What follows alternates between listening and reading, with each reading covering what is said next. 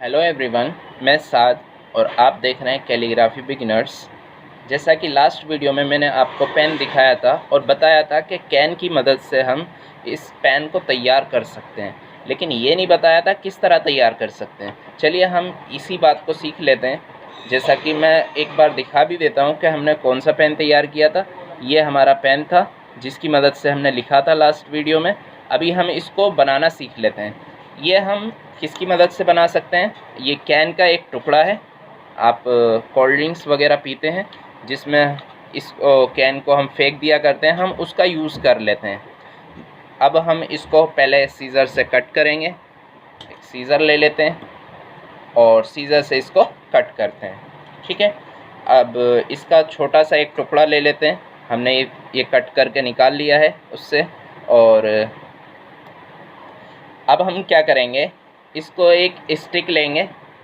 Stick हम किसी भी चीज़ की ले सकते हैं। जैसे कि मान लीजिए हमने एक ब्रश को हटा दिया है। एक ब्रश था इसके ऊपर, इसके आगे ब्रश था और ब्रश के स्टिक ले लिए हमने। और इसको जो हमने ये पत्ती ली है, पत्ती जो कैन का हिस्सा है, इसको हम फोल्ड करेंगे। किस तरीके से फोल्ड करेंगे? मिडल से। एक मिनट में करके बता देता हूँ। इस तरीके से हम फोल्ड करेंगे। ये इस तरीके से फोल्ड करने के बाद हम इसको स्टिक के आगे लगाएंगे। स्टिक के इस तरह लगाने के बाद हम क्या करेंगे, इसको यहाँ से इस जगह से इस हिस्से को टेप से लपेट देंगे, यानी टेप लगा देंगे यहाँ पर। तो टेप लगाने के बाद क्या होगा, यह हमारा इस तरीके का हो जाएगा। और इसको आगे से हम अपनी सहूलियत के मुताबिक इसको कट करेंगे। मान लीजिए ये हम इसको इस तरीके से सीज़र की मदद से किसी भी तरह का कट दे सकते हैं और फिर उसके बाद ये हमारा बैटर चलने लायक बन जाएगा। लेकिन इसके लिए हमें इंक की ज़रूरत पड़ती है। बाज़ मर्तबा क्या होता है कि हमारे पास इंक मौजूद नहीं होती है। इसके लिए अब या तो इंक अवेलेबल होनी चाहिए, वरना तो ये बेकार है, बगैर इंक के तो किसी काम का नहीं। इसीलिए आज हम इसकी मदद के बग़ैर, यानी कि हम किसी और चीज़ की मदद से आज हम कैलीग्राफी करेंगे। तो हम देख लेते हैं हम किस चीज़ की मदद से आज कैलीग्राफी करेंगे। आज हमारे पास हैं स्टिक बोल्ड मार्कर। ये आसानी से स्टेशनरी पर अवेलेबल होते हैं और ये 10 रुपये में, सिर्फ 10 रुपये में अवेलेबल होते हैं। हम जाकर ख़रीद सकते हैं और इसकी मदद से हम कैलीग्राफी स्टार्ट कर सकते हैं। चलिए, ये आप देख रहे होंगे कैलीग्राफी लिखा हुआ है और ये इसी की मदद से लिखा गया है। चलिए हम शुरू करते हैं। जैसा कि लास्ट टाइम मैंने बताया था, इसमें दो कोने होते हैं, एक आगे की तरफ से, एक पीछे की तरफ से। ये दोनों कोने हमें 45 डिग्री के एंगल पर रखने होते हैं। ठीक है, और ये पूरा बेस इसका, ये पूरा बेस आप देख रहे होंगे। ये हिस्सा जो मेरे हाथ पर टच हो रहा है, ये हिस्सा पूरा का पूरा हमारी शीट पर पूरे टाइम, जितने टाइम भी हम लिख रहे हैं उस टाइम, पूरे टाइम शीट पर टच रहना चाहिए। अगर ऐसा नहीं होता है तो हम गलती पर हैं। ठीक है, अभी हम लिखने की शुरुआत करते हैं। मान लीजिए हम अल्फ़ाबेट ए ले लेते हैं। जैसा कि लास्ट टाइम हमने स्मॉल अल्फ़ाबेट के कुछ वर्ड्स पूरी A to Z सीखी थी। अब हम कुछ वर्ड्स सीखेंगे, सिर्फ एक एक करके, यानी अल्फ़ाबेट ए सीखते हैं। सबसे पहले अल्फ़ाबेट ए में हम इस तरीके से, और ये हमारी, इसको हम डिज़ाइन भी दे सकते हैं। ठीक है, और यहाँ भी डिज़ाइन दे सकते हैं।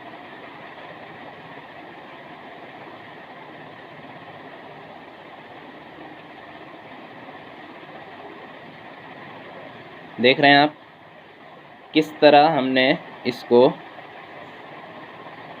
अल्फ़ाबेट ए को बनाया है। पूरी तरह देख सकते हैं।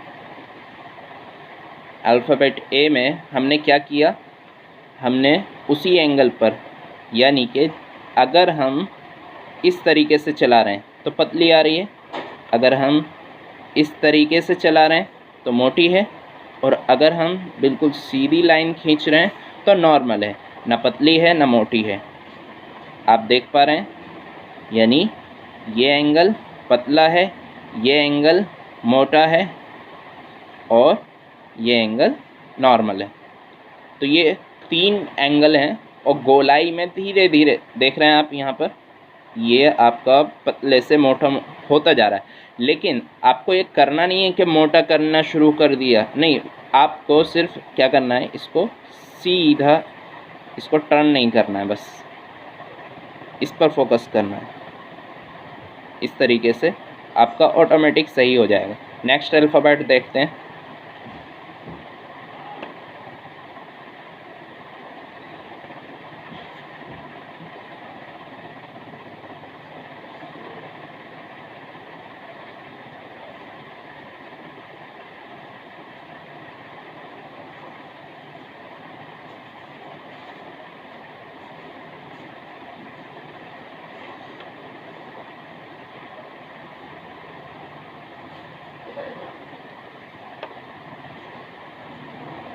आप देख सकते हैं ये इस तरीके से, और भी बहुत सारे डिज़ाइन हम बना सकते हैं अल्फ़ाबेट बी में।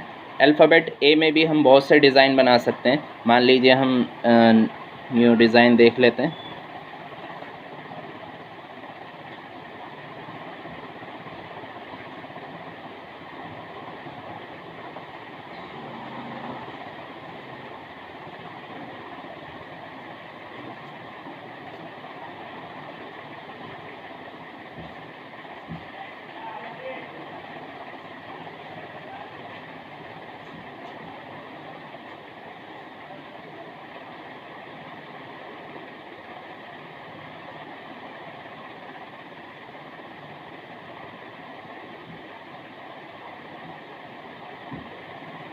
हमारे बहुत से डिज़ाइन बनाए जा सकते हैं, किसी भी तरह से हम डिज़ाइन बना सकते हैं। तो अभी हम अल्फ़ाबेट सी देख लेते हैं।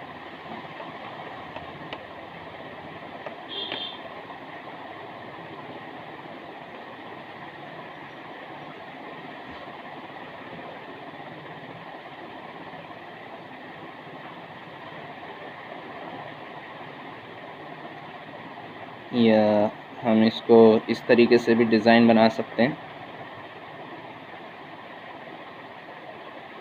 ये भी हमारा सी माना जाएगा, और भी बहुत से हम डिज़ाइन बना सकते हैं इसमें भी। और यहाँ पर हम इस तरीके से बना सकते हैं। यहाँ डॉट्स लगा सकते हैं। डॉट्स लगाने का बहुत आसान तरीका है, जैसे बाज़ मरतबा हमें डॉट्स भी लगाने में बड़ी दिक्कत होती है। ये आपको रखना है और हल्का सा पीछे को खींच देना है, डॉट बन गया। ज़्यादा मुश्किल काम नहीं है डॉट्स बनाना, जैसा कि और भी हम डिज़ाइन दे सकते हैं सी में।